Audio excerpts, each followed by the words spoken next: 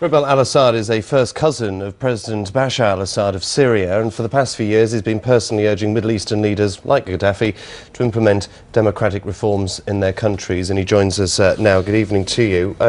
When you put that to Colonel Gaddafi, what did he have to say? Yes, good evening, Chris. First, I would like to say that I support the UN resolution, and I would like to call on the Libyan regime to comply with it. And they should move right away into implementing a ceasefire and stop bloodshed right away. And they should sit. I mean, both sides, the National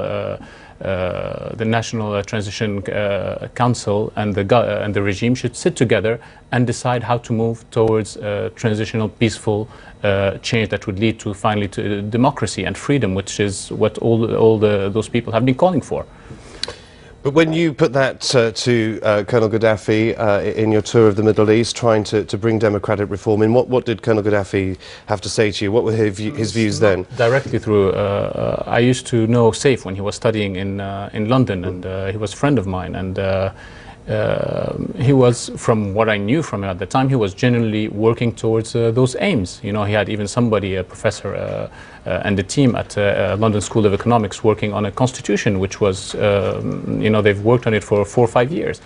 And it's very sad and shocking when actually three months ago, when I heard that when he came to London and he said, I'm abandoning you know, the work for human rights and democracy. And I released a statement at that time saying, I'm very disappointed and regret to hear that, and I urge him to continue. And you know, a lot of people, the young generation there, are looking you know, for a better future and democratic, free Libya.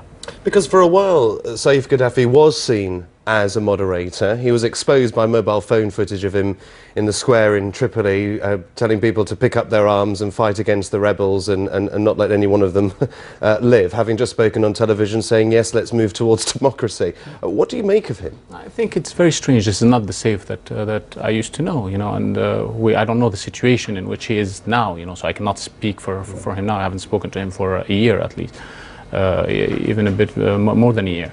So it's very important for him to, you know, come back and convince the regime, convince his father and the rest that they should sit with the, you know, with the opposition, and they should all talk and come to you know, that's the only way that they would stop this bloodshed. What do you think is happening now? I mean, the UN resolution on the no-fly zone specifically states, and perhaps for legal reasons, that this is to protect civilians. But obviously there is a higher hope among the West and among Libyans that this will give the rebels the confidence to bring Libya into a new era. But that's going to take dialogue, diplomacy, and for Gaddafi's own people to talk him into stepping down. Exactly. There's it's a bit late, but there is still a very small window of opportunity.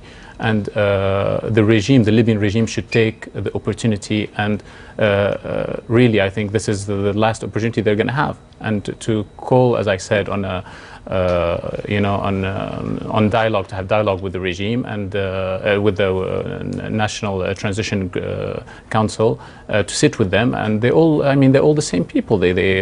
People on the council and the Libyan regime work together.